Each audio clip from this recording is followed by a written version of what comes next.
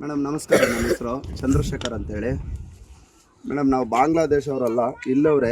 ನಂದು voter I D ನಂದು driving licence, ನಮ್ಮ ಆಧಾರ್ ಕಾರ್ಡು, ನಮ್ಮ ಮಿಸ್ಸಸ್ದು ಆಧಾರ್ ಕಾರ್ಡು, ಆಮೇಲೆ ನನ್ನ ಮಗಂದು ಆಧಾರ್ ಕಾರ್ಡು, ನಂದು 3ನೇ ಮಗಳು ಆಧಾರ್ ಕಾರ್ಡು, ದೊಡ್ಡ ಮಗಳ Aadhaar card, cash income certificate, ಆಮೇಲೆ ಸ್ಕೂಲು TC, ಆಮೇಲೆ ಪಾನ್ ಕಾರ್ಡು ಇಷ್ಟೈತೆ. ಆಮೇಲೆ ನಮ್ಮ ಮಿಸ್ಸಸ್ದು ಪಾನ್ ಕಾರ್ಡ್ ಐತೆ.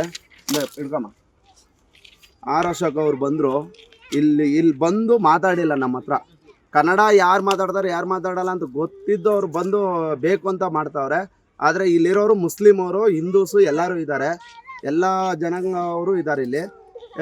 ಆದರೆ ಟಾರ್ಗೆಟ್ ಬಂದು ಮುಸ್ಲಿಮ್ ಅವರೇ ಮೇಲೇ ಮಾಡ್ತಾವ್ರೆ. ಇದು ಕರೆಕ್ಟ್ ಅಲ್ಲ ಸರ್. ನಿಮ್ಮ ಕೈಯಲ್ಲಿ ಹೆಲ್ಪ್ ಆಗಿಲ್ಲ ಅಂದ್ರೂ ಅನ್ಯಾಯ ಮಾಡಬೇಡ್ರಿ. ಇಲ್ಲಿ ಬರೋದು ಸರ್ಕಾರ ಕೊಡ್ತೀನಿ ಅಂತ ಹೇಳವ್ರೆ. ಮನೇನ ನಷ್ಟ ಆಗೈತೆ ನಮಗೆ, ಹಂಗಾಗಿ ನಮಗೆ ಒಂದು ಹೆಲ್ಪ್ ಮಾಡಿರಿ.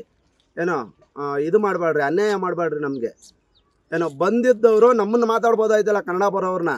ಎಷ್ಟು ಜನ ಇದ್ದಾರೆ ಕನ್ನಡದವ್ರು ಇಲ್ಲಿ? 20-30 ಮನೆಗಳೈತೆ ಕನ್ನಡದವರು. ಆದಿ ಕರ್ನಾಟಕವ್ರಿಗೂ 10 ಜನ ಇದ್ದಾರೆ, 10 ಮನೆಯವರು ಇದ್ದಾರೆ.